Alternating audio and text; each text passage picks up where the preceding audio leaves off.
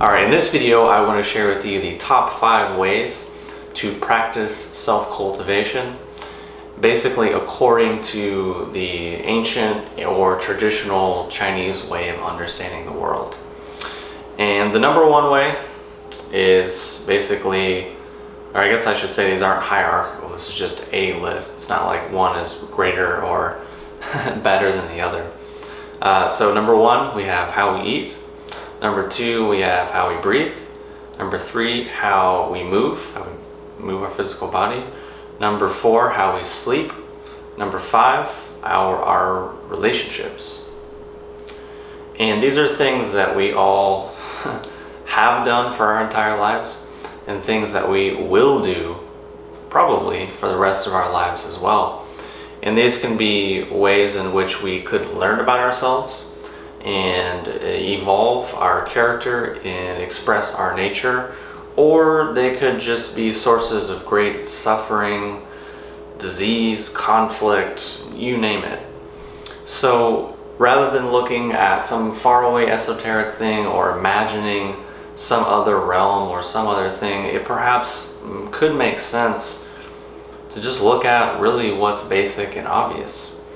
And a lot of times people want to strive to be an image over here, or strive to be an image over there, or be a superhuman or upgraded human, or a bulletproof human, or a like upgraded self, or a spiritual this or whatever, fill in the blank with buzzwords and labels and these ideas that we all kind of have a tendency to attach to. And there's nothing wrong with any of those things. It's just that often when we go for something which we imagine somewhere else in the future, someplace else, we can ignore who we are, we can ignore our own nature, and we can ignore the very things that are right in front of us. So that's why these 5 basic ways of self-cultivation: how we eat, how we breathe, how we move, how we sleep, and how we function in our relationships, are of such critical importance.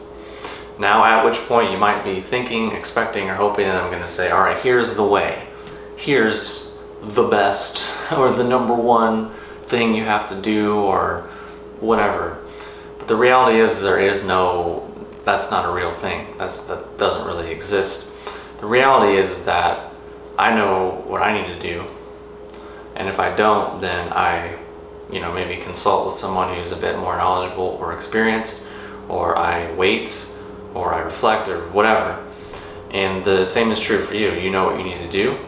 We all have this little inner voice inside of us that says, maybe you should do this, or maybe you should do that, or maybe you're in the middle of eating some food or whatever, and your body says, all right, I'm done, that's enough, I'm satiated. But then something in our mind says, but it's so good. I love it. I gotta eat it all. And then we ended up overeating and then creating kind of a toxic situation.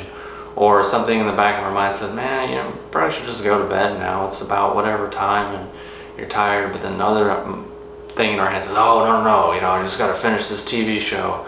I just gotta finish this season. Simple, basic, easy things like that we all know, and we all have vast amounts of intelligence inside of us that we've learned in this lifetime, that we have inherited ancestrally.